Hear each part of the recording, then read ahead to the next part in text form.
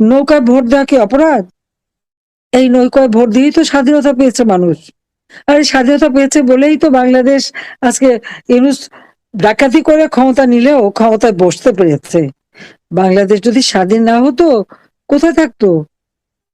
আজকে সাধারণ মানুষ, খেটে খাওয়া মানুষ, গরিব মানুষ, দিনমজুর, একজন কৃষি শ্রমিক অথবা একেবারে দিন আনে দিন খায়, তাদেরকে গ্রেপ্তার করা, তাদের উপর অত্যাচার করা। একটা আওয়ামী লীগ নেতা কোনো ঘর নাই, বাড়ি নাই, ব্যবসা প্রতিষ্ঠান নাই। এই যে তাদের জীবন জীবিকা, ব্যবসা প্রতিষ্ঠান, মাছের খামার, গরুর খামার, হাঁস মুরগি খামার সব ধ্বংস করে দিচ্ছে। দোকানপাট যার যা কিছু আছে ধ্বংস করে দিচ্ছে। চাকরি থেকে বের করে দিচ্ছে। এটা কি অর্থনীতির উপরে চাপ পড়ে না? অর্থনীতি ধ্বংস হয় না?